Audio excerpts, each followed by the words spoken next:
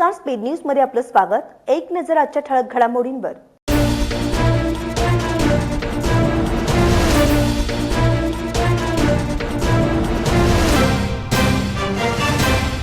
कोल्हापूर बाजारपेठेत गणेश भक्तांची तुंबड गर्दी। राज्यपाल भगतसिंह कोश्यारी यांचं कोल्हापूर विमानतळावर स्वागत। प्रेम प्रकरणातून कॉलेज युवकाचा खून, 7 जणांवर गुन्हा। कोल्हापुरातील सातवे गावातील घटना आणि भारतीय संघाची घोषणा, धोनी मेंटॉरच्या भूमिकेत। बातमीपत्रात आपलं पुन्हा एकदा स्वागत। पाहूयात सविस्तर बातमीपत्र। बातमी आहे कोल्हापुरातून। बाप्पाचं आगमन होणार म्हटलं की हर्ष, आनंद आणि उत्साहाला उधाण येतं, परंतु मागील 2 महिन्यांपासून कोरोनाच्या पार्श्वभूमीवर तशी परिस्थिती राहिली नाही। अजूनही कोरोनाचं समूळ उच्चाटन झालेलं नाही आणि यामुळेच काळजी घेणं गरजेचं बनलं आहे। परंतु कोल्हापूरच्या बाजारपेठा मात्र बाप्पाच्या तयारीच्या खरेदीसाठी अगदी कोरोनाची ऐसी की तैसी म्हणत फुललेले दिसत आहेत। कोरोनाचं संकट अजूनही गेलेलं नाही, त्यामुळे नागरिकांनी काळजी घेणं गरजेचं आहे। परंतु कोल्हापुरात मात्र बाप्पाच्या आगमनाच्या खरेदीसाठी नागरिकांनी तुंबड गर्दी केल्याचं चित्र पाहायला मिळतंय। शहरातील प्रमुख बाजारपेठ असणारा महाद्वार रोड परिसर तर प्रचंड गर्दीने भरून गेला आहे। इचलकरंजी परिसरातील सराईत गुन्हेगारी करणारी नेमिष्टे नावाची टोळी सक्रिय आहे। या गँगच्या प्रमुखासह 5 जणांना 3 महिन्यांसाठी कोल्हापूर जिल्ह्यातून हद्दपार करण्याचे आदेश जिल्हा पोलीस प्रमुख शैलेश बलकवडे यांनी काढले आहेत। नेमिष्टे गँगचा प्रमुख अक्षय राजेंद्र नेमिष्टे याच्यासह गणेश बजरंग नेमिष्टे, राजेंद्र गजानन आर्गे, शुभम राजेंद्र नेमिष्टे आणि सुंदर रमेश नेमिष्टे अशी हद्दपार करण्यात आलेल्या आरोपींची नावे आहेत। इचलकरंजी पोलीस ठाण्याचे प्रभारी अधिकारी यांनी त्यांच्या प्रमुखासह त्यांच्या विरुद्ध महाराष्ट्र पोलीस अधिनियम 1951 कलम 55 प्रमाणे टोळी हद्दपारीचा प्रस्ताव पोलीस अधीक्षक शैलेश बलकवडे यांच्याकडे सादर केला। महाराष्ट्राचे राज्यपाल भगतसिंह कोश्यारी यांचं कोल्हापूर विमानतळावर आज सकाळी 9:45 वाजता आगमन झाले। त्यासोबतच केंद्रीय पंचायत राज्यमंत्री कपिल पाटील व जलसंपदा मंत्री जयंत पाटील यांचंही आगमन झाले। यावेळी जिल्हाधिकारी राहुल रेखावार यांनी पुष्पगुच्छ देऊन राज्यपाल भगतसिंह कोश्यारी यांचं स्वागत केलं। यावेळी उर्वरित महाराष्ट्र वैधानिक विकास महामंडळाचे अध्यक्ष योगेश जाधव, शिवाजी विद्यापीठाचे कुलगुरू डॉक्टर DT शिर्के, कोल्हापूर महानगरपालिका आयुक्त डॉक्टर कादंबरी बलकवडे, जिल्हा पोलीस अधीक्षक शैलेश बलकवडे, जिल्हा परिषदेचे मुख्य कार्यकारी अधिकारी संजय सिंह चव्हाण, अतिरिक्त पोलीस अधीक्षक तिरुपती काकडे, विमानतळ प्राधिकरणाचे संचालक कमल कटारिया, उपविभागीय अधिकारी वैभव नावडकर, उपविभागीय अधिकारी समीर शिंगटे, तहसीलदार शीतल मुळे भामरे आदी उपस्थित होते। सांगली येथील कार्यक्रमाला उपस्थित राहण्यासाठी राज्यपाल कोश्यारी यांचे कोल्हापूर विमानतळावर आगमन झालं। कोल्हापुरात युवतीच्या प्रेम प्रकरणातून तिच्या नातेवाईकांनी केलेल्या मारहाणीत गंभीर जखमी झालेल्या कॉलेज तरुणाचा रुग्णालयात उपचार सुरू असतानाच दुर्दैवी मृत्यू झालाय। मोन्या उर्फ शिवतेज विनायक घाटगे, वय 18, राहणार सातवे, तालुका पन्हाळा असं त्याचं नाव आहे। या घटनेने मृत शिवतेजच्या नातेवाईकांनी संशयित आरोपींवर खुनाचा गुन्हा दाखल करून अटक करा, तोपर्यंत शासकीय रुग्णालयातून मृतदेह ताब्यात घेणार नाही अशी भूमिका घेतली आहे। या खून प्रकरणाने सातवे परिसरात तणाव पसरला आहे। सातवे, तालुका पन्हाळा येथील मोन्या उर्फ शिवतेज विनायक घाटगे, वय 18 या शाळकरी मुलाचा गावातील मुलीच्या प्रेम प्रकरणातून खून झालाय। त्यास मांगले, तालुका 32 शिराळा गावच्या हद्दीत जबर मारहाण केली होती। उपचार सुरू असतानाच त्याचा मृत्यू झाला। ही घटना बुधवारी रात्री मांगले गावच्या हद्दीत धनटकी परिसर म्हणून ओळखल्या जाणाऱ्या शेतामध्ये घडली आहे। शिवतेजचा मृत्यू झाल्याचं समजताच युवतीच्या नातेवाईकांनी गावातून पळ काढलाय। या घटनेने पंचक्रोशीत खळबळ उडाली असून गावात तणावाचं वातावरण आहे। कोडोली पोलिसांनी सातवे गावात बंदोबस्त ठेवलाय। युवतीच्या घरी पोलिसांनी कडे पहारे केले आहेत। एकाच गावातील दोघे असल्याने गावात तणाव पसरला आहे। शिवतेजचा मृतदेह कोल्हापुरातील शासकीय रुग्णालयात शवविच्छेदनासाठी आणण्यात आला आहे, पण संशयित आरोपींना अटक झाल्याशिवाय मृतदेह ताब्यात घेतला जाणार नाही म्हणून नातेवाईक आंदोलन करत आहेत। रुग्णालय परिसरात गर्दी झाली आहे। शिवतेजांनी गोटा प्रकल्प करून त्यात चांगला जम बसवला होता। स्थानिक राजकारणातही तो सक्रिय झाला होता। त्याचे वडील 5 वर्षापूर्वीच निधन झाले आहेत। त्याच्या पश्चात आई, काका, आजी असा परिवार आहे। स्पीड न्यूज साठी कॅमेरामॅन सर्वेश उरुणकरसह राहुल लाड। राष्ट्रीय निवड समितीने अखेर अनेक दिवसांच्या प्रतीक्षेनंतर ICC T20 विश्व करंडक स्पर्धेसाठी बुधवारी भारतीय संघाची घोषणा केली आहे। अनुभवी ऑफ स्पिन गोलंदाज रविचंद्रन अश्विनने मर्यादित षटकांच्या सामन्यांच्या संघात तब्बल 4 वर्षांनंतर पुनरागमन केलं आहे। कोरोनामुळे रोजगार गेल्याने अनेक जण बेरोजगार झाले आहेत। कोरोनाचा फटका कीर्तनकार संप्रदायाला देखील बसला आहे। यामुळे राज्य सरकारने कीर्तनकारांसाठी मोठा निर्णय घेतला आहे। राज्यातील वारकरी संप्रदायातील कीर्तनकार, प्रवचनकार, गायक, वादक यांना 5,000 रुपये मानधन देण्यास राज्य सरकारने मान्यता दिली असल्याची माहिती वारकरी साहित्य परिषदेचे अध्यक्ष विठ्ठल पाटील यांनी दिली आहे। राज्यात कोरोनाचा प्रादुर्भाव असल्यामुळे सरकारने धार्मिक स्थळे बंद ठेवली आहेत। कीर्तन प्रवचन घेण्यासही बंदी घातली आहे। यामुळे संप्रदायातील अनेक व्यक्तींवर उपासमारीची वेळ आली आहे। त्यात कीर्तनकार, प्रवचनकार दुसरं कोणतं कामही करू शकत नाहीत। त्यामुळे त्यांना शासनाकडून मदतीची गरज होती। ही गरज लक्षात घेत राज्य सरकारने महत्त्वपूर्ण निर्णय घेतल्याने कीर्तनकारांना दिलासा मिळालाय। तुझ्या पत्नीसोबतचे फोटो आणि व्हिडिओ माझ्याकडे आहेत, मला 10 लाख रुपये दे, नाहीतर सर्व फोटो आणि व्हिडिओ सगळीकडे व्हायरल करेन अशी धमकी देणाऱ्या देवदास बाळासो घारे याच्या विरोधात करवीर पोलीस ठाण्यात गुन्हा नोंद करण्यात आला। करवीर पोलिसांनी या गुन्ह्याची दखल घेतली। 23 ऑगस्ट रोजी रात्री 10:30 वाजण्याच्या सुमारास संशयित देवदास घारे याने एका व्यक्तीला जिवबा नाना पार्क येथे परिसरात अडवले। त्यानंतर तक्रारदाराने करवीर पोलीस ठाण्यात फिर्याद दिली। तत्काळ पोलिसांनी संशयित विरोधात गुन्हा दाखल केला आहे। आता जाणून घेऊयात महत्त्व हरतालिकेचं। भाद्रपद सुरू झाला की ओढ लागते ती गणेशाच्या आगमनाची। भाद्रपद चतुर्थीला श्री गणेशाची पार्थिव पूजा केली जाते, पण त्याआधी भाद्रपद तृतीयेला हरतालिकेची पूजा केली जाते। शिवपार्वतीची उपासना म्हणजे हरतालिका। हरत आणि आलिका या दोन शब्दांपासून तयार झालेला हा शब्द म्हणजे हरतालिका। पार्वतीने शंकरासाठी ही उपासना केली होती। कुमारिका पती चांगला पती मिळावा आणि विवाहित स्त्रिया आपल्या नवऱ्याच्या दीर्घायुष्यासाठी ही उपासना करतात। कोल्हापूर जिल्हा सहकारी दूध उत्पादक संघाची 59व्या वार्षिक सर्वसाधारण सभा 24 सप्टेंबर रोजी दुपारी 1 वाजता संघाच्या ताराबाई पार्क येथील कार्यालयात अध्यक्ष विश्वास पाटील यांच्या अध्यक्षतेखाली व्हिडिओ कॉन्फरन्सिंगद्वारे होणार आहे। नियमित विषयांसह वाशी, नवी मुंबई व भोकरपाडा इंडस्ट्रियल एरिया, राजगड येथे जमीन खरेदी, इमारत बांधकाम व विशनरी उभारण्यासाठी येणाऱ्या भांडवली खर्चाला मंजुरी देण्याबाबत चा विषय ठेवला आहे। कोरोनामुळे ही सभा व्हिडिओ कॉन्फरन्सिंगद्वारे होणार आहे। सत्तांतरानंतर म्हैस दूध खरेदी दरात 2 तर गाय दूध खरेदी दरात 1 रुपयांची वाढ केली आहे। आता वेळ झाली आहे छोट्याशा विश्रांतीची। तुम्ही पाहत राहा speed news live 24 stay live stay update.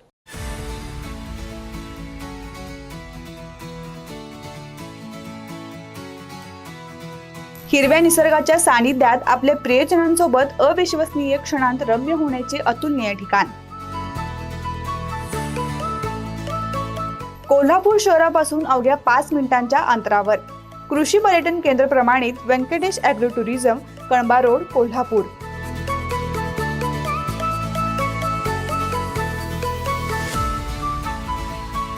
Venkatesh agro tourism, Kolhapur. संपर्क 9284890234 आणि 8999210023।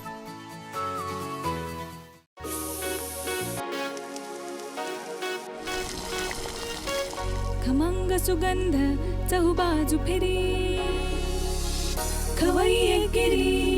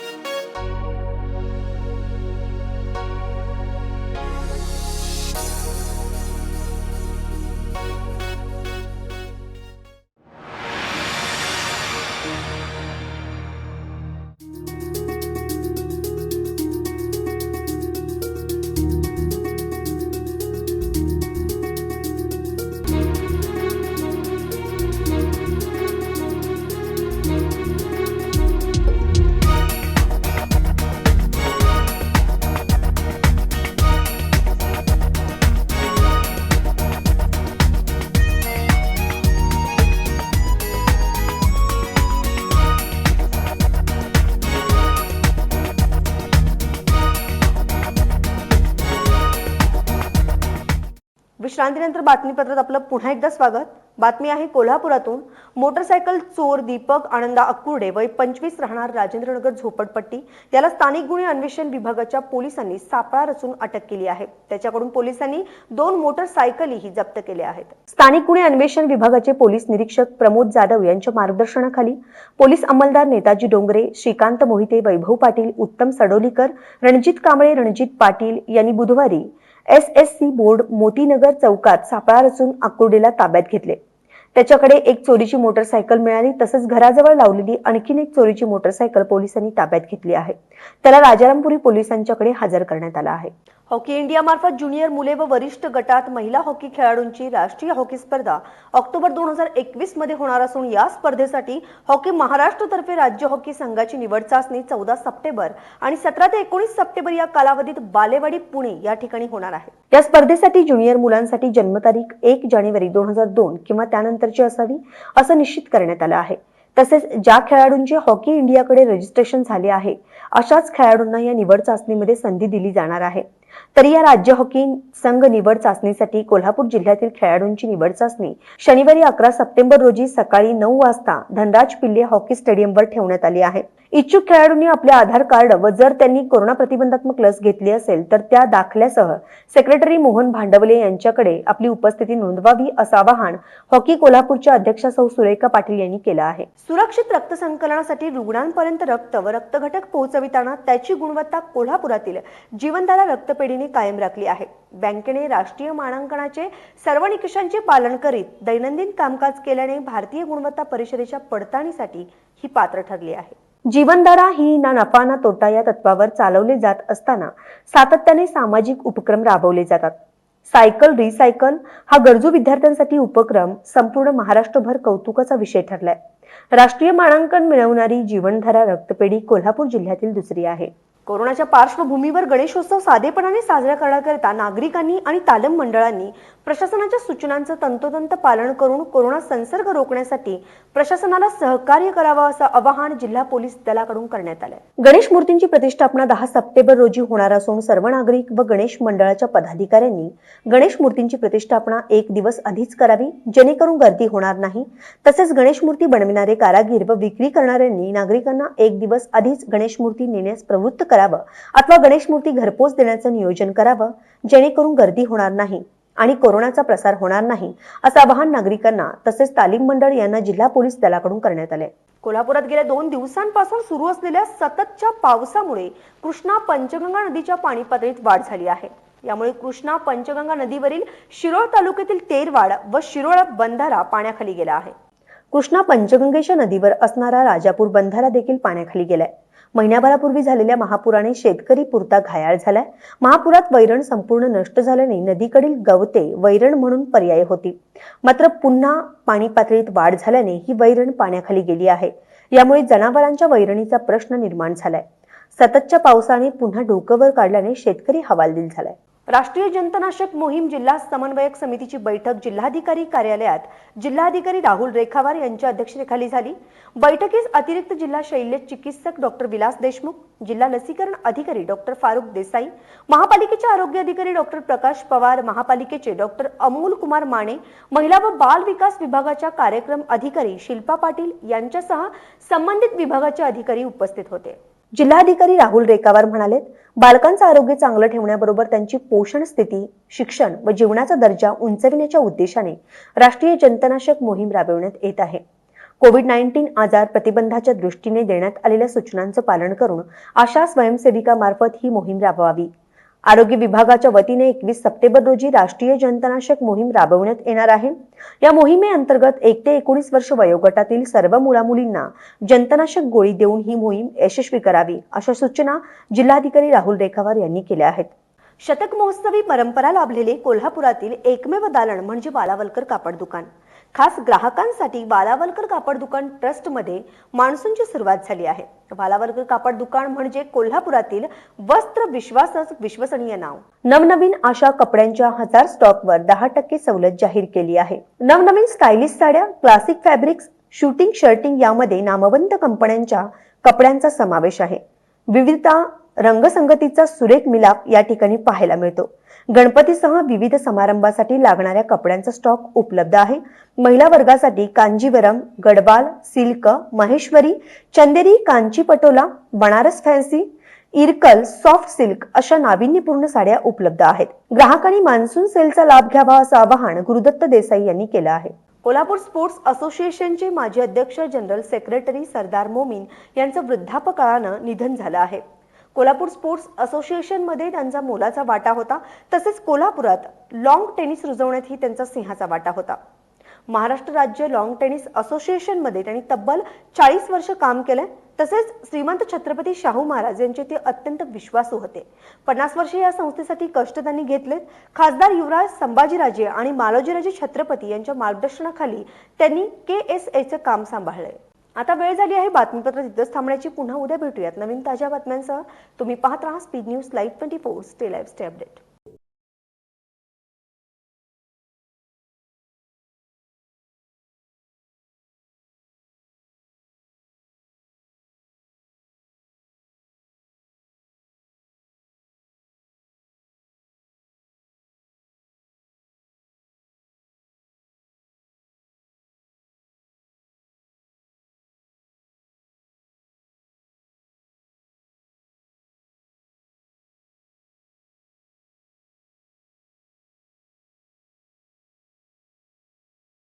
तर अशाच ताज्या अपडेट्ससाठी स्पीड न्यूज लाईव्ह 24 चॅनेलला सबस्क्राईब करा आणि बेल आयकॉनवर प्रेस करा.